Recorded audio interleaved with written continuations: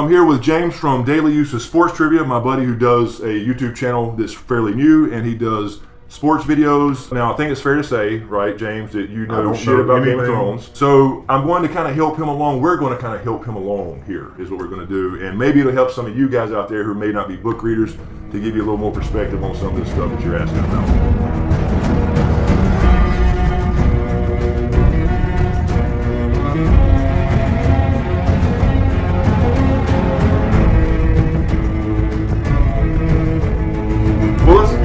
Yeah, let's answer some questions. All right. And thank you guys for the questions. This one is from a day ago, the Super J theory. The Super J theory. Okay. The Super J theory asks, could Jon have warged into Ghost before died, and once his body was healed, Jon just went back to it? I think so in the books for sure. All right. So in the books, there was a slightly different death scene. It went down a little bit differently, and his last words in the books when he got stabbed, I think you know about the stabbing part, right? Most people are familiar with that, even if they don't watch the show, because it breaks the internet when this shit happens, right? Exactly. In the books, his last word was Ghost, and it's already implied in the books that he is a warg. We know all the Stark children are wargs. He just resisted in the books, but he does have wolf dreams, and what that means is he's actually warging. He just doesn't know how to control it yet. So warging means he takes over the body of this... Right, so... of this little fella here? Yeah, of this little ghost buddy here. All the Stark children are wargs. They all have this ability. Arya demonstrates it in the books. Jon demonstrates it in the books. We never really see Robb warg, but we know that he can based off what our authors told us, unless he straight up lied to us. Sansa never got a chance to because Lady got killed. And of course, Bran and Rickon can also warg as well. Obviously, Bran, we know what he can do. He's a green seer and a warg. I think the names of these direwolves have something to do with what's going to happen to these kids as well. Like, Jon's a ghost for a while. Right. If he's physically killed, you think that the consciousness or whatever has to go somewhere, right, to be safe. Yes. And if you don't have that ability, you just die. Okay. So they didn't imply that it happened in the show, and I don't know if they're going to do that in the show. They didn't, because his last words were Ollie in the show. Are you kidding? Ollie was the last person to stab him, which is why he's so hated. And he didn't imply, there was never any implications of warging from Jon. All we see is Bran, and he wargs Summer all the time. And then during the resurrection scene of episode 2, Ghost is just laying there asleep on the floor. Everybody walks out of the room, and then he kind of looks up like he senses Jon's back. Yeah. So I don't think he was in Ghost. He didn't act he acted protective of Jon's body. So I don't think in the show, at least for Jon, that they're going to indicate any warging unless they do it after he comes back and he's able to use that now for some reason. Maybe there's some twist there. Yeah, that could happen. And the other thing with warging, just to throw this in here, is I hope that they go into Arya. I'm sure somebody will ask about Arya too. In the show, she's still blind, and she was blind in the books as part of her training, but during her blindness while she was training, she warged a cat to see through the cat's eyes while she was blind. So she has wolf dreams as well all the way over in Essos across the Narrow Seas, but they have not indicated that in the show yet. So yes, I hope that hopefully they do. But right now, based off Jon's resurrection, the way Ghost was acting the last 2 episodes, I just don't think they're going to include it, at least right now. Rodwa Salad asks, Rodwa Salad, do you think Sansa would meet Jon at Castle Black, or will she have a change of plans? I think her goal is to go to Castle Black right now because she knows Jon's the Lord Commander there. She doesn't know about his death yet, right? She's escaped Winterfell. Theon was going to take her there. Brienne and Pot has now rescued her. And I think the plan right now would be to go to Castle Black to find Jon, the only person she can trust. But on the way, I don't know what's going to happen. She could end up at another northern house that were loyal to the Starks. All the houses were before this big thing broke out between the War of the Five Kings. And you had a couple of northern houses, at least in the show now, that are with the Boltons. So I think she will probably head that direction, but honestly, I don't know if she'll make it without stopping at another house or maybe meet in the middle somewhere, because Ramsay is looking for Sansa. She's escaped. They're married. She is the key for him to hold Winterfell and the key to the north for him. He wants Jon Snow dead anyway because he's half Stark, even though he's considered a bastard. It would still be a threat to his claim. Gotcha. Because the Starks have always been the ruling class up there where everybody followed them as a family. He's going to kind of taunt Jon into coming down to Winterfell because saying it's mine, come and see. We saw that in the trailer. I don't think she ends up at Castle Black. I think they might meet in the middle, perhaps at probably House Mormont, I think. And Jon and Davos and Melisandre come down there where they kind of have a reunion, hopefully. And then they'll kind of plan their attack from there to take Winterfell back. Because Jon's priority is going to be to unite the North only because the White Walkers are coming. He don't care about ruling. So I think Sansa ends up Queen of the North at some point where she can legitimize him because he's still technically Jon Snow right now, even though he comes back to life. I hate to steal you guys' thunder, But can I sneak a question in? Yeah, absolutely. Has John been dead long enough to where word has traveled far outside of where he's at, or do only the few people who killed him and who are around there now know that he died? Right. And until next episode, nobody knows he's back yet. No, I don't think. So are there going to be people who come on a future episode who meets him who never even know he died? Yeah, I think so, because in the show, in the books, of course, we don't have any answers because the Winds of Winter has been delayed. It's not out yet. So we're in blind territory here, because that was the last thing that happened in A Dance with Dragons. You know, this is going to make him like legendary, yes, where people are spreading rumors, hey, he died and came back. Yes, they're going to look at him like a god. So they'll find out, but yeah, there's going to be people, because they implied on the show that it started, like season 6 started directly at like that night, the night of his stabbing, because Davos was there. He heard the wolves howling, heard Ghost howling in his pen. Something was wrong. Ghost knew it, which goes back to the warging thing, possibly, right? There's still a possibility there. But he comes out and finds John's body laying there, and there's still blood there. It's fresh. So they implied that it was just directly after his murder. And then even in episode 2, hadn't been a lot of time passed. It was the same day or night or whatever. So basically all this happened within the span of a day and then the following day, in the show at least. Corinne Boyd asks... Oh, Corin. Is that Corin? Corin. Could be Corin. Okay. Sorry, Corin. I remember Corin's Corin comments. Boyd, in your next video, can you use fly and fresh in a sentence? I saw that comment. Yeah, I'll come up with something. Shout out to Corin. I can always use the word fly, dope, or fresh. I mean, I'm an 80s and 90s kid, man. Yeah, absolutely. I think you need to do something for the people who you choose, like, has the best question or comment. Yeah, I'm definitely going to do a comment of the week. And right now, that one's it. Right. That's awesome. I'm going to do a comment of the week video. And I guarantee you he'll come back at you, Corin, in one of his future videos and say something. Yeah, I mean, look, I understand what they're saying. Like, this last episode, I was so hyped, right? I mean, it was just one of those things that broke the internet, and that's why I try to record on Sunday nights when I do these reviews, so it's still fresh in my mind whether I'm happy about it or not, or whether I'm ranting about it. Either way, I guess my inner damn redneck came out, and my slang, and I think I used my damn that shit was dope NWA shout out, and I finally got a spot for that little clip that I've been wanting to use. So it worked perfect. It just happened to. I didn't plan that though. I just said it. I said, damn, that shit was dope, and that was the perfect spot for that. So Elizabeth Perez asks, well, she says, great review as always. Thank you, appreciate it. Let's jump right into it. Question: since Willis was clearly Lyanna's stable boy, do you think he had to prepare the horses when she was planning to run away with Rhaegar? Right. If so, do you think she told Willis to prepare the horses for House Dorne? Do you think someone tried to beat it out of Willis so badly that to make beat he started saying Hodor and never stopped? Basically, did they beat him so bad he only says that?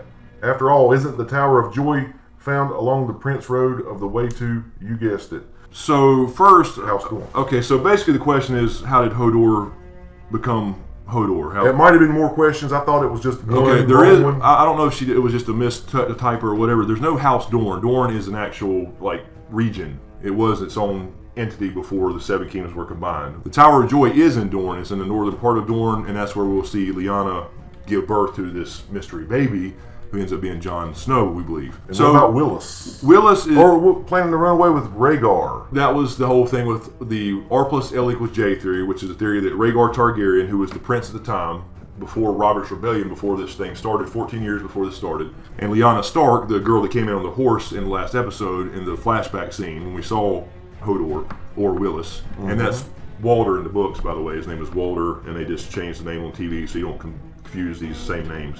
Some apparent TV rule. So yeah, Lyanna probably left willingly with Rhaegar, actually in love with him. They likely got married, so and Jon Snow is the result of ice and fire, the first Targaryen Stark marriage, or whatever you want to call it. So that's what's important about Jon. But I guess the question is basically about Hodor. So there's definitely a condition called aphasia in real life that is basically the same thing. Hodor, it's obviously, in other words, what I'm saying is obviously it's some kind of brain damage, right? Because he's completely coherent. He understands everything you're telling him.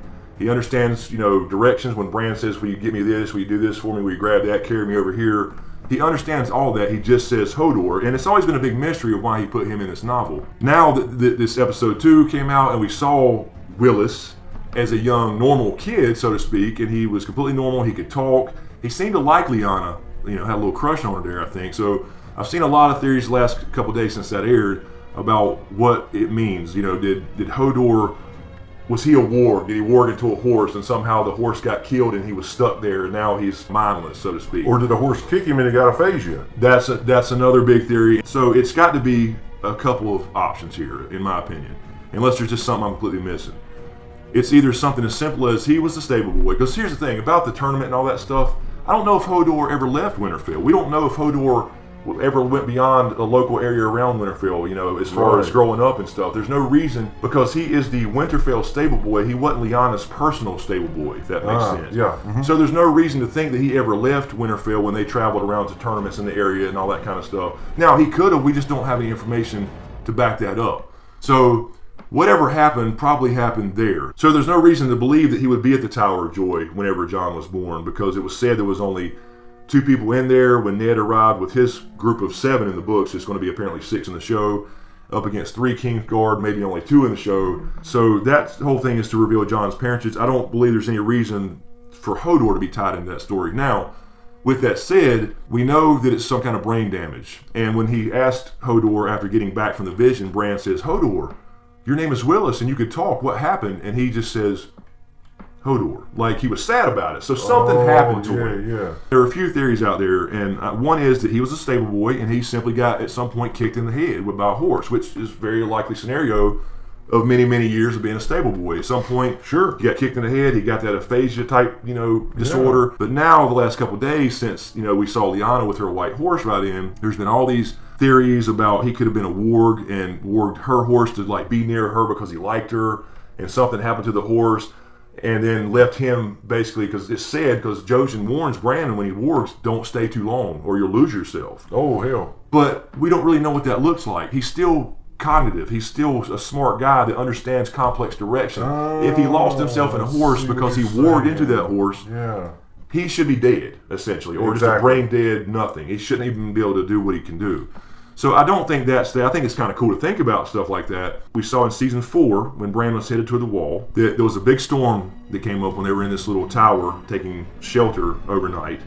And then some people run up and they see Jon. It's when Jon made his escape from the wildlings after they captured him. And a big thunderstorm comes up and Hodor starts going crazy. So obviously he's scared of storms for some reason. Makes sense. So that indicates that it's something where he was caught in a storm at some point, got hit by lightning perhaps. He was scared of thunder like a little kid would be. And they may have used that as a tool just to have to shut him up because the people down on the ground that were the wildlings kind of heard something going on up there in that little window. So it could have been a tool just to make that drama a little bit more intense. Like, hey, there's somebody up there, and if they find him, they're going to kill Bran. And that kind of forced Bran to warg into Summer at that time and go help Jon by actually attacking people with his wolf. It could have just been used for that, but I don't think they do everything by accident.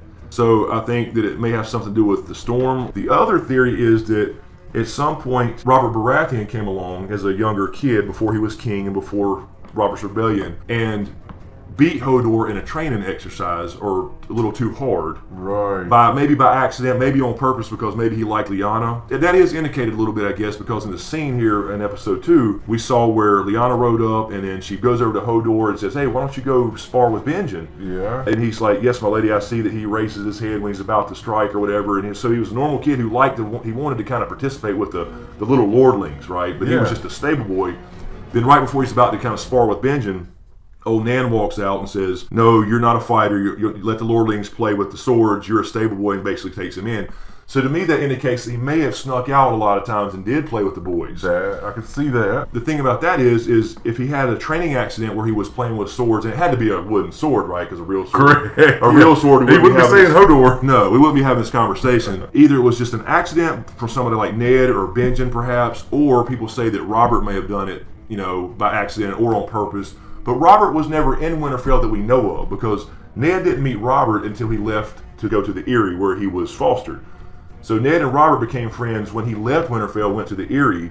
So Hodor would have never been there. So the question is, if it's Robert, when did he come to Winterfell as a young kid and train with them, if that happened at all? So anyway, to wrap this question up, it boils down to brain damage in some way, shape, or form. I've actually been thinking the last couple of days, though, since the episode aired, what if he knew the secret about Jon? Ned would be the one who wanted to protect Jon because Robert, when Robert's Rebellion started, was killing all Targaryens. What if he somehow knew that secret and somebody wanted to shut him up and tried to kill him or what have you, and just kind of stopped short of it when they realized he was basically screwed up? Right. But the only person that would want to do that would be Ned, and Ned would not do that to Hodor. Even when Robert came to visit in the season 1 to ask Ned to be Hand of the King, you would think there would be a moment or something that would show about him looking over and remembering an accident or him hitting him too hard a couple times or something. Yeah. And Ned himself wouldn't do that. I've seen something the other day that somebody suggested maybe Benson did it. Maybe he knew and he beat him up pretty bad and he felt horrible about it, and that's why he joined the Night's Watch. But I don't think that would be him either. There would be some kind of scene, especially in season 1 when he came back to Winterfell, some kind of scene between him and Hodor that would be odd. There's definitely something to it. It seems to be important. So we just don't have enough information about where he's been and what he did, or has he been in Winterfell the entire time? You know? But I think we're supposed to find that out probably episode 3 Sunday. So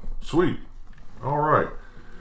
I have to ask this question simply because of this username, so I hope it's a good question. Jack Off Again. Oh yeah, Jack Off Again. Jack Off Again writes, great video. Like the Franken Mountain comparison to Jason Voorhees. Finally. I did too, actually. Yeah, I did. finally. I never mentioned it. The only mention I've read about it, I mean, I thought it was perfect. I mean, it was just you know, he stands there, he doesn't say a damn word, and he's just like, you know, that's what Jason would do. But, you know, then again, maybe a lot of people haven't seen Friday the 13th stuff. That's pretty old. Yeah, maybe if they would have zoomed in on the eyeball popping out, it would have brought back the memory. Yeah, that was good. I'm glad somebody noticed that. You know, it took me like 30 minutes to get that mask to put, you know, move down on his face. Don't Jack Off Again. Not really 30 minutes. Okay, but he does ask, do you think the show will go into area warging? Area warging? And what do you think of the theory that Lyanna gave birth to twins Jon and Mira? So let's touch on do you think the show will go into area warging? I can get to both of those. Area warging, I'm not sure if you mean as in non-line of sight warging, right? Because it's really unknown how this works, and it seems to be based off the user and how powerful they are. So Bloodraven and Bran, for example, I don't think they have to worry about line of sight or seeing their direwolf or a raven or whatever they warg into. I think Bloodraven is so powerful, and Bran, for that matter, will be more powerful than Bloodraven, I think. We got a little hint of that with the flashback in Winterfell where he was like standing right beside him there for a second, and then he looked over and like, oh shit, he's gone. Like, oh damn, he was kind of surprised by that. So if that's what he's referring to, I think people like Bran, Bloodraven, I don't think it matters, because he sent the direwolf down in season 1 to Bran and the Stark kids to unlock their abilities. He sent the pregnant direwolf with exactly the number of pups, right? You know, including Jon's ghost from way beyond the wall. Also, Arya in the books, for example, she has wolf dreams when she's over in Essos about Nymeria somewhere running around in Westeros. We still haven't seen Nymeria since she let her go in season 1. I think if that's what you're referring to, that's based off the user. I think some people like Jon needs ghosts really close to him where he can see him, or at least in relatively close proximity. We really don't know how that works. The second question was, and what do you think of the theory that Lyanna gave birth to twins Jon and Mira, with Ned taking Jon and Howland Reed taking Mira? Yeah, I like the idea of this theory. I've answered this question many times in many comments. I actually did a video on this separate topic. Maybe it was another Q&A as well. But yeah, the idea is that Mira Reed, because she looks like Jon on the show, is his twin sister, right? People love this idea that Lyanna gave birth to twins, which caused this bed of blood, which is why she died apparently of blood loss, which would be a common thing in that time period, right? For anybody. But that doesn't necessarily mean it's twins. And I just don't think twins fit the narrative of A Song of Ice and Fire. So I don't think that's, because if you go back to the books, and again, that's the canon, right? I'm not a book purist by any means, but that is the canon. She doesn't look anything like the actress in the show, just like Jon Snow or Tyrion or any of them do. She is described as a Cranningman, so she looks like all the other Cranningmen as far as Howland Reed and her brother Jojen. Short people, you know, they live in the swampy areas, and they do this different style of fighting versus, you know, jousting and knightly stuff. You know, they're kind of different breed, but they are very loyal to the Starks. So I don't think it's true. I like the idea of it, but I don't think so, because I think a lot of that got based off just the actors' looks, and you can't go by that at all for any of these theories. So yeah, I like the idea of the twin theory, but then again, you got to think about if Howland took the other baby at the Tower of Joy, which we know that he's going to show up sometime and confirm some stuff for us. He would have to be like, hey, wifey, I brought home this little girl here, by the way, and we're going to keep her and call her our daughter, and we're going to give her the name Reed instead of the bastard surname, because Jon was taken back as Ned's bastard and given the surname Snow because they're from the north. Lyanna was from the north, and that's the typical fashion in which they give surnames to bastards. So she would have to agree to that, and they would have to like pretend that was their real daughter, as far as not even a bastard daughter when he was off in war. It just doesn't make sense in the sense of, it takes away from Jon, I guess is what I'm saying here, as far as being an important ice and fire child. Well, here's another good username, Dane Bramage. Dane Bramage. Dane Bramage says, if Sansa is pronounced the Warden of the North, can she change Jon's name? Yes, and this is what I'm starting to believe more and more. I had mentioned in a couple of comments and replies that, what will Jon do now? Will he still be Jon Snow? Will he become Jon Stark? Or when he learns who Daddy is, will he become Jon Targaryen, if they were in fact married? A lot of us believe that Rhaegar and Lyanna were actually secretly married. Okay. So he wouldn't be a bastard, and likely that would have been a northern wedding, which means they didn't have to have a big ceremony with the sept and all that crap. So they could have went to a heart tree and simply got married. It's a difference, a whole different thing about the northern gods, right? And Lyanna was of the north and believed in the northern old gods. So yeah, what I had mentioned was that perhaps Stannis, who offered Jon to be a Stark, and last season before he died, he said, hey, swear your loyalty to me, rise Jon Stark, Warden of the North. He needed him to take the north so he could take the Seven Kingdoms. Also in the books, Robb actually, before he died, declared Jon his heir, because they thought everybody else was dead and he was the last Stark. He was raised as his brother. He was half Stark, and he actually legitimized him when Robb was named King of the North. I think that's exactly what's going to happen now. So either the options are, for me at least, is either Stannis had something on paper, which can be found when he was still proclaimed king, but that depends on who proclaimed him king and believed that, right? And it's only, some people didn't think he was the rightful king. So that's a possibility. The other one is that Robb, while he was king of the North, thought that all his brothers and sisters were dead, perhaps named him an heir, and left it on paper somewhere, and that would be upheld by the North, because the northern people, for the most part, still are loyal to the Starks. But I think now what's going to happen is Sansa, once Rickon unfortunately has to be kind of pushed out of the way, I think he's going to be the gift for Ramsay next week. So I think Rickon is going to actually meet his demise. I hate that, but it's just kind of got to happen for Sansa to be Queen of the North, because otherwise Rickon will be there. He's a male, right? I mean, he would be the next heir as far as them assuming Bran dead, right? But when Sansa becomes Queen of the North, she can absolutely say, you are now Jon Stark, and make that official, and people will believe that, people will buy that, people will accept it, because they're all loyal in the North to the Starks, except for a few minor houses who are with the Boltons right now, who will quickly change sides once this war is done. Okay. Annie Smith Designs writes, Q&A question. What do you think is going to happen in King's Landing when or if Tommen dies this season? Short answer, it's going to burn. Tommen will have to die at some point. I don't know if it'll be this season, but this is to fulfill this so-called prophecy of Maggie the Frog, who told Cersei that she would have 3 kids, that gold will be their crowns and gold will be their shrouds. They're all going to die, and then some younger, more beautiful queen is going to come along and take everything away that you hold dear. And then they put, this is the part missing from the show, then the Valonqar is going to come and wrap his hands around your pale throat and choke the life out of you. That was the prophecy. Damn. I think if Tommen dies, Cersei goes completely off the deep end, and we saw Daenerys in season 3, I think it was, or 2, have her visions in the House of the Undying. They were a lot different in the books, but show only. She walked into the throne room in King's Landing, and she saw holes in the ceiling. That could either be by dragon fire, and it was actually snowing in the throne room. Everybody remembers that scene. And she walked up to the throne. It was snow on the ground. She looked up, holes in the roof, and she was about to touch the throne, and then she didn't, and she turned to go find her dragons.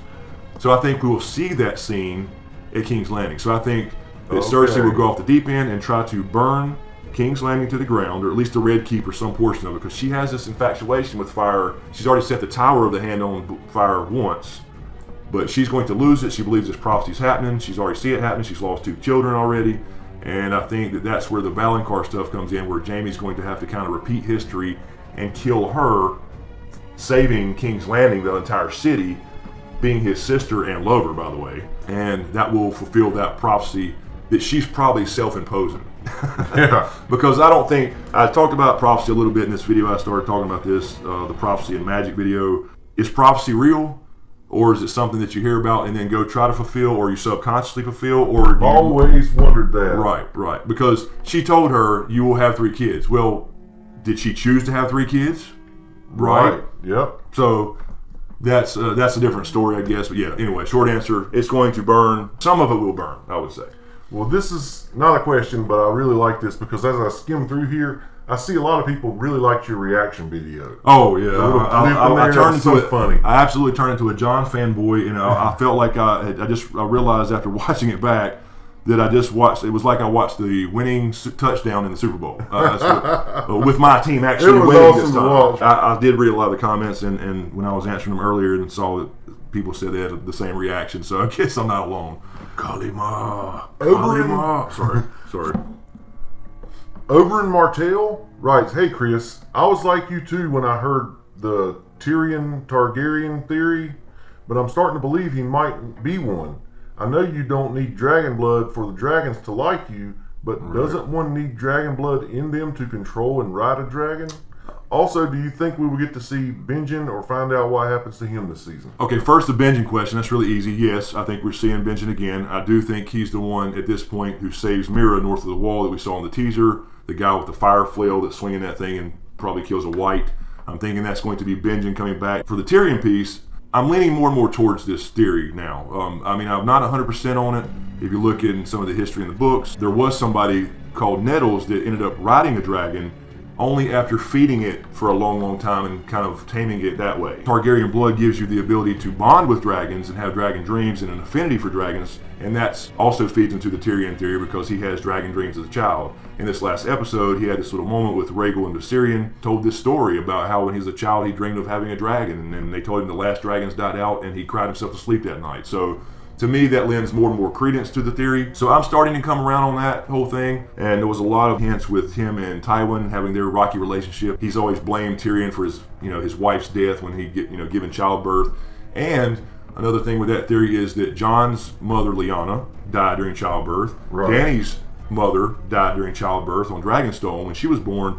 And Tyrion's mother died during childbirth. So that also lends credence to it. I'm coming around on it. I'm not 100% there yet, but at the same time, you don't have to have necessarily dragon blood because they did grow up around Grey Worm and Missandei and all those people, and they liked them because they were around them the whole time, right, when they were growing up. But it also is implied in the books that dragon blood helps because there was a character called Brown Ben Plum in the books, completely cut out of the show, who claimed he had some Targaryen blood from some past descendant or whatever, and the dragons did seem to like him. Most of these are all touching on things we've already covered, so right, yeah, there was some big. You find this is a good wrapping up point. Yeah, there was basically three big themes, at least for this week's episode that I figured we'd see the majority of the comments on. That was the Jon Snow, Jon Stark, can he be legitimized by somebody, being Sansa more specifically, and I think that's probably more and more likely now.